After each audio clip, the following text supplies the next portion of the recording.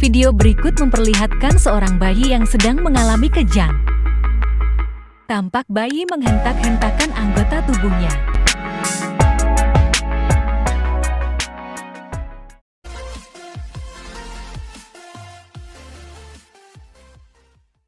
Assalamualaikum warahmatullahi wabarakatuh. Salam sehat buat semua, semoga dalam keadaan sehat walafiat. Ketemu lagi dengan saya Dr. Muhammad Fahri. Di kesempatan kali ini saya akan berbagi lagi tentang informasi kesehatan dengan topik kejang demam pada anak. Nah, seperti biasa, saya mohon bagi teman-teman yang baru ketemu sama channel ini atau baru mampir di channel saya mohon bantuannya atau dukungannya dengan cara klik subscribe, berikan like, serta silahkan share pada kolom komentar. Dan jangan lupa juga untuk membagikan video ini pada teman-teman yang lain melalui media sosial seperti WhatsApp, Instagram, Twitter, dan lain-lainnya. Nah, jika sudah, mari kita simak penjelasan berikut ini. Apa sebenarnya kejang demam tersebut? Kejang demam adalah sebuah kondisi di mana anak akan mengalami kekakuan atau kelenjutan seluruh tubuh yang diakibatkan oleh peningkatan suhu tubuh. Nah, biasanya kondisi ini terjadi pada anak dengan rentang usia 6 bulan sampai 5 tahun. Nah, jika terjadi di bawah 6 bulan, kita bisa curiga adalah proses infeksi sistem saraf pusat, misalnya infeksi pada otak. Atau jika terjadi di atas 5 tahun, kita curiga adalah sebuah kondisi epilepsi atau penyakit ayan. Nah, kejang demam ini tadi adalah kejang yang disebabkan karena peningkatan suhu yang disebabkan oleh sebuah kondisi yang lain. Misal, terjadi peradangan pada saluran nafas, ada faringitis atau radang tenggorokan, ada radang pada amandel atau ada radang pada paru-paru. Nah, atau juga bisa disebabkan karena infeksi pada saluran kemih atau infeksi pada kulit yang dapat meningkatkan suhu tubuh. Nah, pada suhu berapa kejang demam ini dapat berlangsung atau terjadi? Nah, jadi pada suhu di atas 38,5 ini dapat menginduksi terjadinya kejang pada beberapa orang atau pada beberapa anak.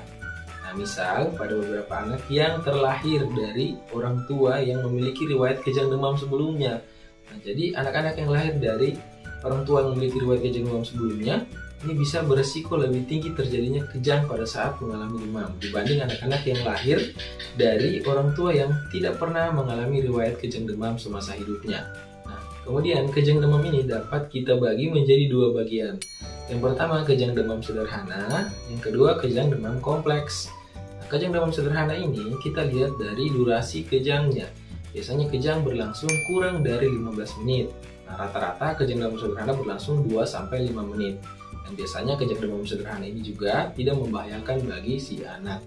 Nah, kemudian yang kedua, kejang berlangsung hanya sekali dalam 24 jam.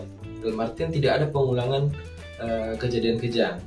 Nah, yang ketiga, kejang berlangsung atau kejang terjadi pada seluruh tubuh dari kepala sampai kaki. Nah, sementara kejang demam kompleks adalah kondisi kejang yang berlangsung lebih dari 15 menit atau kejang dapat berulang dalam sehari, misal 2 kali, 3 kali, dan seterusnya. Dan kejangnya juga dapat terjadi hanya pada satu sisi bagian tubuh. Misal, kejang terjadi pada bagian kepala, kejang terjadi pada bagian tangan, atau kejang terjadi pada bagian kaki. Nah, selanjutnya, apa yang perlu kita waspadai ketika terjadi kejang? Nah, ketika terjadi kejang, yang perlu kita waspadai adalah anak dapat mengalami gagal nafas akibat kejang yang berlangsung lama. Sehingga kita perlu mempersiapkan diri apabila anak mengalami kejang. Nah, dengan cara jangan panik. Ketika kita panik, semua yang kita lakukan akan berantakan. Jadi yang pertama, jangan panik. Nah, kemudian letakkan anak kita pada tempat yang lebih luas, rata dan keras. Hindari dari benda-benda tajam seperti pisau, alat cukur, gelas, atau alat-alat lain yang berbahaya seperti zat-zat kimia. Nah, karena ketika anak mengalami kejang, itu akan menyebabkan getaran yang kuat sehingga anak akan berubah posisi. Di sini ketika anak kita berdekatan dengan benda-benda tersebut akan mencederai atau melukai dirinya. Kemudian hindari untuk mendekap anak ketika mengalami kejang. Nah, karena ketika lagi kejang, anak akan kelanjutan atau gerakan mengentak-entak yang kuat. Nah, nantinya ketika kita menahan atau mendekap anak ketika kejang akan menyebabkan gangguan pada sendi atau tulang. Bisa saja terjadi pergeseran atau bahkan sampai mengalami patah tulang atau fraktur. Selanjutnya, hindari juga untuk memasukkan jari atau memasukkan benda ke dalam mulut. Bisa saja jari yang dimasukkan akan putus. Kemudian darah yang keluar atau bagian jari yang putus itu akan tertelan ke dalam saluran nafas yang nantinya bisa menyebabkan sumbatan yang bisa berakhir dengan kematian. Selanjutnya, kejang yang seperti apa yang perlu diwaspadai?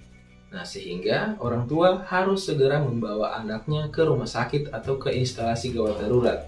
Yang pertama, kejang demam pertama kali. Nah, pada kejang demam pertama kali, wajib membawa anak kita ke rumah sakit. Kemudian yang kedua, kejang yang berlangsung lama atau berlangsung lebih dari 15 menit. Dalam artian adalah kejang demam kompleks tadi. Nah, kemudian kejang yang berulang dalam satu hari, dalam artian juga adalah kejang demam kompleks. Kemudian apa yang bisa kita lakukan sebelum membawa pasien ke rumah sakit? Nah, jika diketahui ada riwayat orang tua dengan riwayat kejang demam semasa hidupnya, berarti ada resiko untuk terjadi kejang demam pada anak. Nah, kita harus mempersiapkan obat untuk pereda kejang di rumah yang bisa dimasukkan lewat dubur. Nah, ini untuk pemakaiannya teman-teman bisa bertanya pada atau konsultasikan dengan dokter di rumah sakit. Kemudian kita menyiapkan termometer dan paracetamol di rumah. Termometer ini berguna untuk mengukur suhu, untuk memantau apakah suhunya akan naik melebihi 38,5. Jika suhu sudah mencapai atau melebihi 38,5, segera berikan paracetamol untuk menurunkan suhu. Karena jika suhunya diturunkan tidak mencapai suhu tersebut, kejang demam akan kemungkinan kecil bisa terjadi. Namun, jika kejang berlangsung terus-menerus seperti yang saya sebutkan tadi, kondisi kejang demam kompleks, segera bawa anak kita atau pasien ke rumah sakit terdekat untuk mendapatkan penanganan yang tepat. Nah, saya rasa cukup sekian informasi yang saya sampaikan. Semoga bermanfaat buat kita semua. Sekali lagi saya mohon dukungannya untuk bantu support channel saya dengan cara menekan tombol subscribe, like, dan juga share video ini pada teman-teman yang lain. Oke, Assalamualaikum warahmatullahi wabarakatuh.